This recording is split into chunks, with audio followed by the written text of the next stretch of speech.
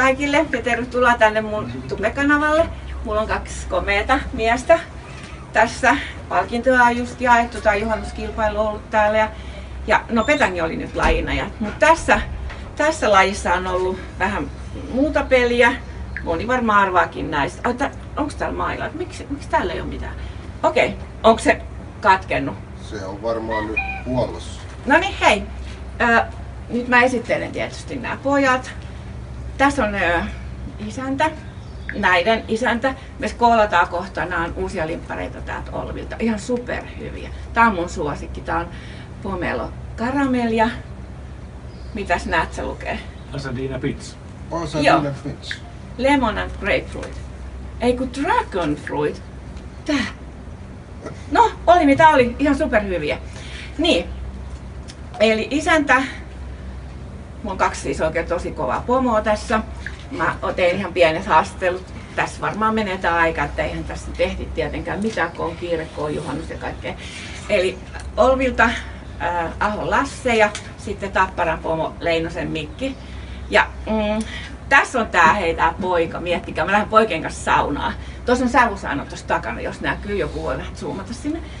Niin voi olla nyt, että oikeet pelimiehet on kateellisia, että kun mä lähden nyt heidän kanssa saunaan, me kaadetaan tätä limpparia tänne, 2 limpparit.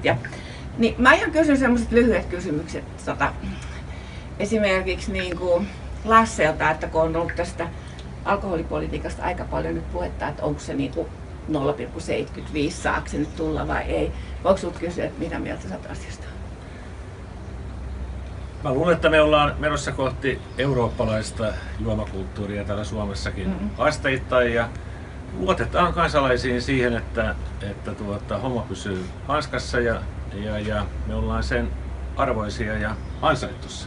Aivan. Mä oon ihan samaa mieltä. Ja mitäs, oot säkin Mikki tästä asiasta samaa mieltä? No joo, mä pysyn tuolla limpparilinjalla edelleen. Okei, mutta sitten tämä 0,75, jos se nyt tulee, niin sehän ei nyt silleen ole niinku paljon, jos nyt on niinku 4,5 ja siitä niinku, niin miten se niinku siinä kännissä niinku vaikuttaa, että tuleeko se nopeammin?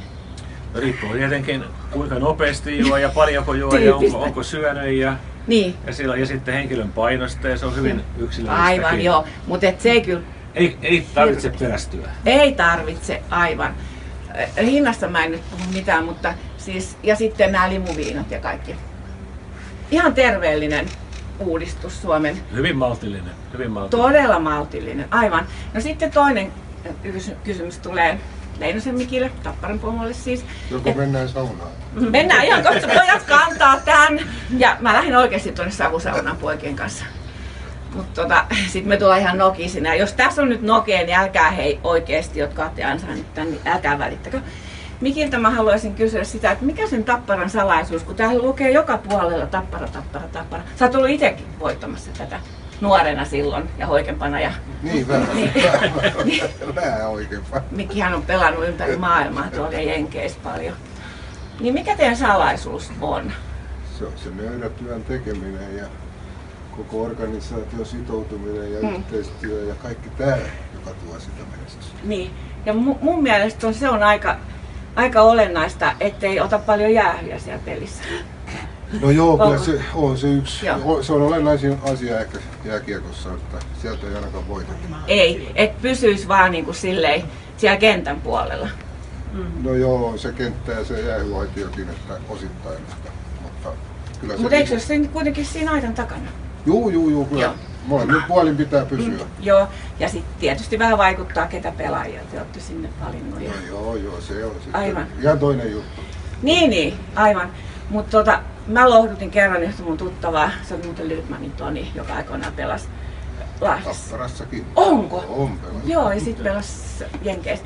Mutta sitten mä muistan, kun mä muuten sponssasin Tonia kerran, se oli varmaan kuin 12-vuotias, niin mun joku pieni sponssilappu oli hänellä.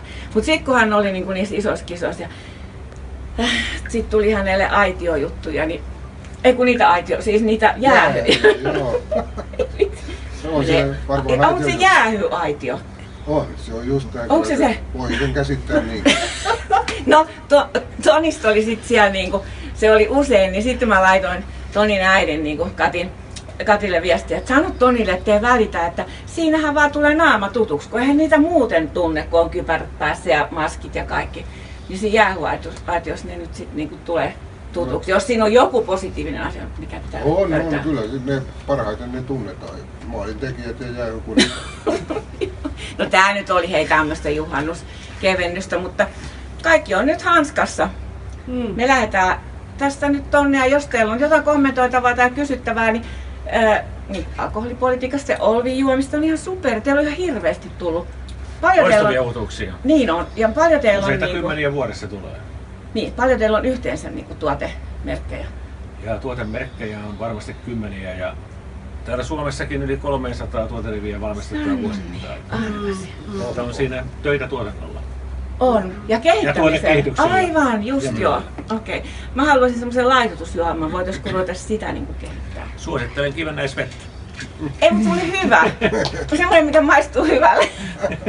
Joo, anna joku kiva pelivihje ensi pelikautta ajatellen. No 1 risti 2, ja kun pistää ristin, niin aina voittaa. No onko se aina tappara vai? No, sitä ei tiedä kumpi voittaa. No, nyt niin aivan se sitten lopussa ratkee. Tai arvotaan. No niin, nyt tästä tuli ehkä varmaan liian pitkä, mutta voidaan kommentoida. Jos tulee kysymyksiä, niin mun kautta voidaan pojilta kysellä niitä. Mulla on pieni työjakoehdotus, että jos Mikki, hän on tottunut kantaa